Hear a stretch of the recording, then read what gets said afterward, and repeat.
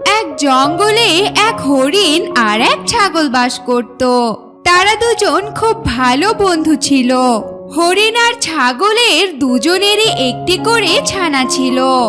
জঙ্গলে হিংস্র প্রাণীর উৎপাত বেড়ে যাওয়ায় তারা দুজন এক গুহাতেই থাকতো।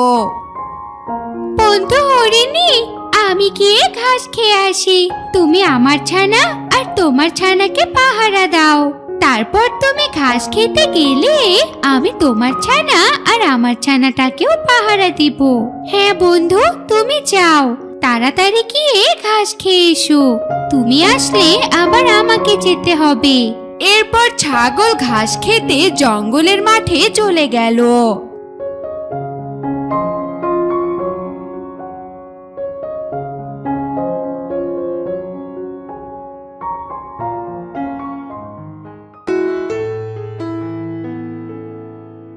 হরিণী বন্ধু, এবার তুমি যাও, আমি তো ঘাস খেয়ে এলাম। আমি এবার তোমার ছানা আর আমার ছানাটাকে পাহারা দিচ্ছি। এরপর হরিণী জঙ্গলের মাঠে ঘাস খেতে চলে গেল। উফ, শরীরটা খুব ম্যাজম্যাজ করছে, যাই গুহায় গিয়ে একটু ঘুমিয়ে নেই। এই বলে ছাগল গুহার ভেতরে ঘুমানোর জন্য চলে গেল।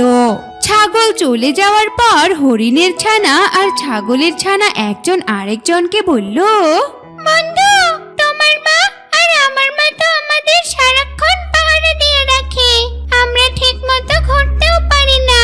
মা তো ঘুমাতে চলে গেল, চলো আমরা এই সুযোগে জঙ্গলটা ঘুরে আসি। হ্যাঁ বন্ধু, তুমি ঠিক কথাই বলেছ, চলো চলো এই সুযোগে জঙ্গল